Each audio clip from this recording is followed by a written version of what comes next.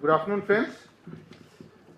I welcome you here and I thank you for having come here. As you are aware, we had a meeting interaction a few days ago, and Honorable LG has been extremely kind, and as he promised to you, he will be meeting you regularly. So he has consented to give time once again. I thank you, sir, and I also welcome you. I also welcome Chief Secretary Shri B.V.R. Subramaniam Saab, and with these few words, I welcome you all, and may I request Honorable LG Saab to make his opening remarks.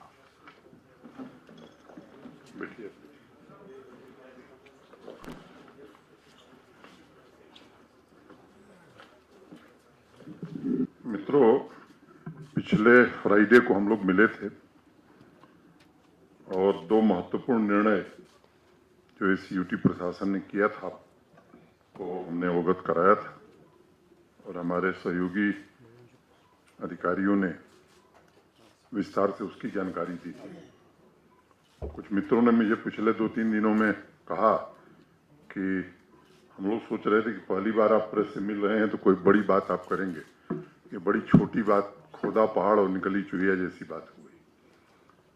मैं मानता हूं कि वो दोनों निर्णय 1 करोड़ लोगों के जीवन को प्रभावित करने वाले हैं और मेरी दृष्टि में वो दोनों ऐतिहासिक निर्णय मैं मानता हूं। आज हम लोग जिस बात की चर्चा करेंगे, अभी हमारे सचिव सूचना ने आपको बताया है थोड़ा, तो मैं बात शुरू करूं उसके पहले फैज अहमद फैज, वैसे उर्दू की बारीकियों की तमीज मुझे नहीं है क्योंकि मैं हिंदी भाषी हूं, पला बढ़ा उसी में हूं, तो आप लोगों के लिए 4 लाइन में अर्ज करके फिर अपनी बात शुरू करता हूं। गमे दिल सुनाने को जी चाहता है, गमे दिल सुनाने को जी चाहता है, तुम्हें आजमाने को जी चाहता है। सुना है कि जब से बहुत दूर हो तुम, सुना है कि जब से बहुत दूर हो तुम, बहुत दूर जाने को जी चाहता है। उन्हें हमसे कोई शिकायत नहीं है, उन्हें हमसे कोई शिकायत नहीं है, यूं ही रूठ जाने को जी चाहता है। फकत है यही उनकी नजरों का धोखा, फकत है यही उनकी नजरों का धोखा कि धोखे में आने को जी चाहता है। दुआ है कि हमसे वो 100 बार रूठें, दुआ है कि हमसे वो 100 बार रूठें, हमारा मनाने को जी चाहता है। और आखिरी शेर है जिसको कह के मैं अपनी बात शुरू करूंगा। नजर वो ना आए पर उनकी गली में, नजर वो ना आए पर उनकी गली में, यूं ही आने जाने को जी चाहता है।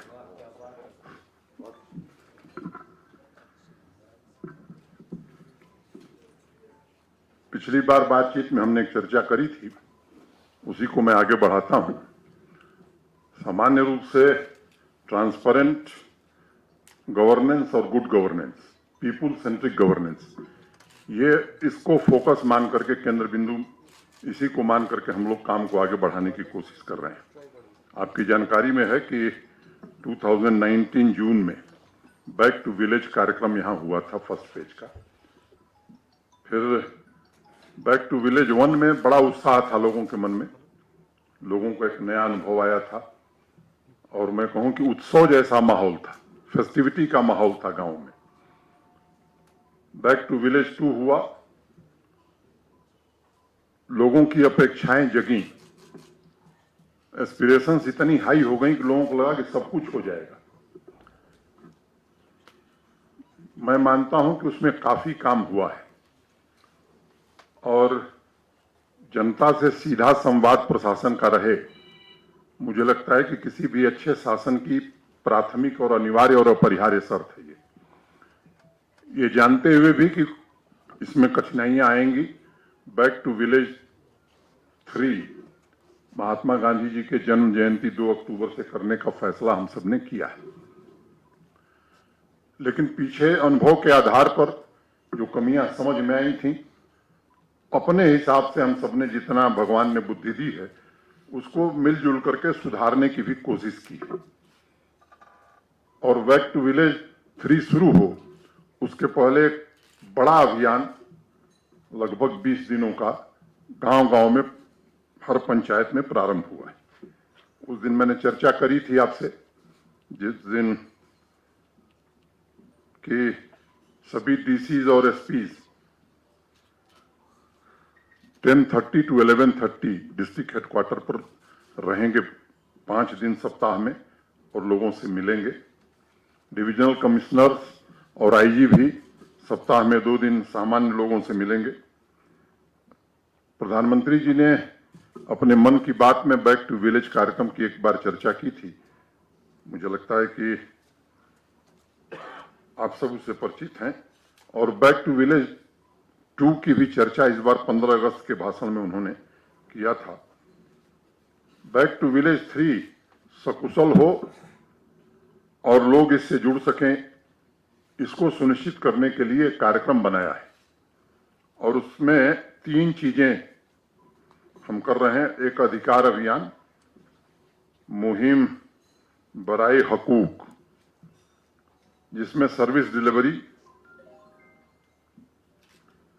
जो सेंट्रली स्पॉन्सर्ड स्कीम्स हैं सोशल सिक्योरिटी की, तो बेनिफिशरीज 100% सेचुरेट हो जाएं, ये कोशिश प्रारंभ हुई है 10 तारीख से। गांव-गांव हमारे लोग जा रहे हैं। उन्नत ग्राम अभियान, गांव एक विकास का मॉडल बने, इसकी कल्पना ग्राम स्वराज में बापू ने किया था और मुझे लगता है कि कोई भी अच्छा शासन तभी माना जाएगा जब गांव का सशक्तिकरण हो सकेगा। और तीसरा, जन सुनवाई अभियान, छोटी छोटी बातें लोग अपनी कह सकें, उचित फोरम पर इसका इंतजाम किया, जिसके तहत मैंने बताया कि डीसीज और एसपी जाएंगे। जन सुनवाई अभियान के जो सैलिएंट फीचर्स हैं, उस दिन मैंने आपसे चर्चा करी थी।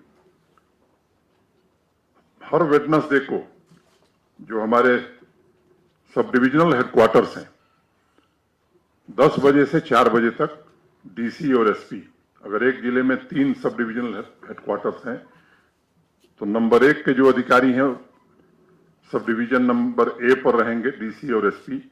नंबर 2 का जो सब डिवीजन है, हमारे दूसरे नंबर के अधिकारी एडीसी और एडीएम रहेंगे, एडिशनल एसपी रहेंगे। नंबर 3 पर हमारा तीसरा अधिकारी रहेगा और बाकी जो जितने विभाग हैं सामान्य आदमी से जुड़े हुए, उनके सभी अधिकारी, चाहे वो पीएचईडी हो, इलेक्ट्रिसिटी हो, रोड्स हो, एजुकेशन हो, स्पोर्ट्स हो, ये सब लोग भी वहीं उपस्थित रहेंगे। 10 से 4 लोग आएंगे, अपनी बात बताएंगे और जिसका समाधान तत्काल किया जा सकता है वहीं समाधान करने का इंतजाम किया गया है।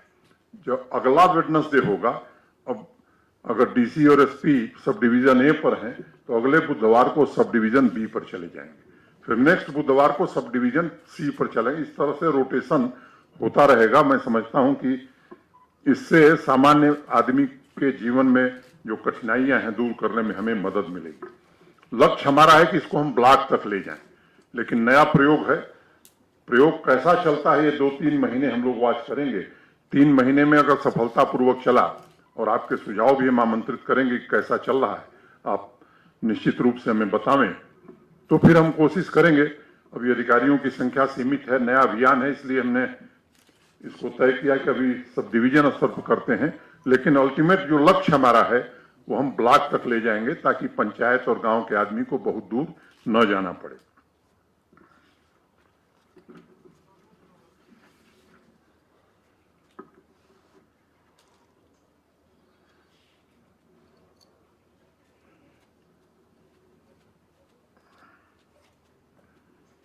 उत्तम ग्राम अभियान, उन्नत ग्राम अभियान, तो B2V1 और B2V2 में जो लोगों ने काम बताए थे उसको प्रियॉरिटी के हिसाब से लोगों ने तय किया है। और मैं आपको एक सूचना के तौर पर, क्योंकि बड़ा कन्फ्यूजन है लोगों के मन में कि ये केवल अभियान था, काम नहीं हुआ है, मैं कुछ जिलों का आंकड़ा पढ़ना चाहता हूं और ये कागज भी मैं आपको उपलब्ध कराऊंगा। और दूसरी बात कि एक बहुत साहसिक निर्णय यहाँ के प्रशासन ने किया है कि जो काम हुए हैं उसको पब्लिक डोमेन में हमने डाल दिया है। अगर किसी को आपत्ति है, कोई क्लेम करता है कि ये काम नहीं हुआ है, तो हम उसका स्वागत करेंगे कि वो बतावे कि ये काम नहीं हुआ, तो हम इसको देखेंगे कि वो काम नहीं हुआ है तो फिर क्यों नहीं हुआ है और क्यों गलत रिपोर्टिंग की गई। ये कुलगाम डिस्ट्रिक्ट में 101 काम सभी पंचायतों को मिला करके टेकअप हुए थे। अनुमानित व्यय जो है एस्टिमेटेड कास्ट 282.63 करोड़ थी। अभी तक एक्सपेंडिचर 256.66 हो गया है और वर्क इन प्रोग्रेस 11 है। एस्टिमेटेड कास्ट 39.09 करोड़ है और एक्सपेंडिचर इसमें 13.31 करोड़ ये एक्सपेंडिचर हो गया है। तो मैं पूरा समय नहीं लेना चाहता हूं, ये 20 जिलों की सूची है, आपको हम उपलब्ध कराएंगे। इस बार हमने थोड़ा इसको और विस्तार दिया है और कुछ बातें खास तौर से तय की हैं जिसको हम बैक टू विलेज 3rd में करना चाहते हैं।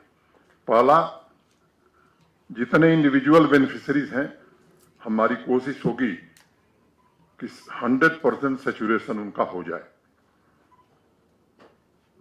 अनेक काम इसमें हो सकते हैं, स्कॉलरशिप का होगा, SC/ST सर्टिफिकेट होगा, डोमिसाइल होगा, ALC होगी, डिलीवरी सिस्टम होगा, राशन कार्ड बनना है, गोल्डन कार्ड बनना है। हम जो स्कीम अभी लॉन्च की आपको, JK हेल्थ स्कीम, जिसका नाम क्या होगा आपसे हमने सुझाव मांगे, तो वो भी इसी अभियान में हम चलाएंगे जब कि हर व्यक्ति को ये सुविधा मिलने लगे। पेंशन, किसान क्रेडिट कार्ड, ये सभी काम हम उसमें स्कॉलरशिप्स पूरा करेंगे। मित्रों, दूसरी बात, ये अभियान शुरू करने के पहले 14वें वित्त माने 14th फाइनेंस कमीशन का जो पैसा पंचायतों में है, उसके अलावा हर पंचायत को 10 लाख रुपए उपलब्ध करा दिया गया है। काम वो तय करेंगे, जो हमारे ऑफिसर्स जाएंगे वो तय नहीं करेंगे काम कौन सा होगा, वो केवल फैसिलिटेट करेंगे लोगों को। गांव का आदमी बताएगा, सरपंच, पंच, वहां के लोग मिलकर के तय करेंगे कि ये काम हमारी प्रायोरिटी के हैं, ये हम करेंगे। जहां सरपंच और पंच नहीं है, वहां हम सब कोशिश कर रहे हैं कि जो प्रशासन के लोग जाएं, गांव की बैठक बुलावें और बैठक में तय करें कि ये 2 या 3 काम महत्वपूर्ण है जिसे हम निश्चित रूप से करना चाहते हैं। ग्राम सफाई अभियान भी, स्वच्छ ओपन डेफिकेशन फ्री ये यूटी है, लेकिन जगह जगह एक समस्या आ रही है कि गांव में सफाई का इंतजाम नहीं है। तो ये जो पैसा हम दे रहे हैं उसमें सुनिश्चित कराएंगे कि हर गांव में वेस्ट रखने के 2 बड़े बड़े डब्बे रख दिए जाएं। मनरेगा में जो जिन लोगों को हम पैसा देते हैं वो गांव में चिन्हित करेंगे कि ऐसे 2 लोग नियमित सफाई का काम और ये कूड़ा उठा करके वहां डालने का काम ये करें। स्पोर्ट्स किट गांव की जरूरत के हिसाब से बच्चों को खेल कूद का सामान उपलब्ध कराया जाए, इसमें भी इसको व्यय किया जा सकता है। ट्रांसफार्मर जलने की बड़ी शिकायत आती है कि साहब ट्रांसफार्मर खराब है। वैसे रोहित कंसल इस विभाग को देखते हैं, अधिकांश स्थानों पर ट्रांसफार्मर शहरी क्षेत्र में कुछ घंटों में और ग्रामीण क्षेत्रों में 24 घंटे में पहुंचाने की कोशिश हो रही है।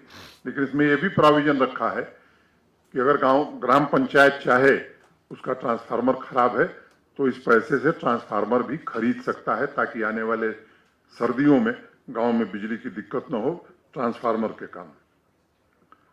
जैसे मैंने पहले ही बता दिया कि मनरेगा और 14th फाइनेंस कमीशन और ये जो पैसा हम दे रहे हैं ग्राम पंचायतों को, किस प्रकार के काम होंगे ये पंचायत को तय करना है। हम केवल फैसिलिटेटर की भूमिका में होंगे और मैं समझता हूं कि काम भी जो वहां काम होगा उसी पंचायत का आदमी करे, ये भी हम सुनिश्चित करना चाहते हैं, ताकि एम्पावरमेंट, जो पब्लिक एम्पावरमेंट कहते हैं, पंचायतों को एम्पावर करना, ये मोटे तौर पर हमारा लक्ष्य है। तो ये छोटे फैसले हैं, लेकिन मुझे लगता है कि ये छोटे फैसले आने वाले समय में बड़ा बदलाव करेंगे। तो आज इतनी ही बात कह के आप सबसे मैं विदा लेता हूं। कोई प्रश्न होगा तो जरूर लिया जाएगा। जो आपने पंचायत के लिए 10 लाख रुपए मुफ्त रखे हैं, ये 1 साल के लिए या 5 साल के लिए? ना, ये अभी तत्काल के लिए। अभी बैक टू विलेज प्रोग्राम 3 शुरू करने के पहले 10 लाख रुपया उनको आने वाले 2 दिन में मिल जाएगा।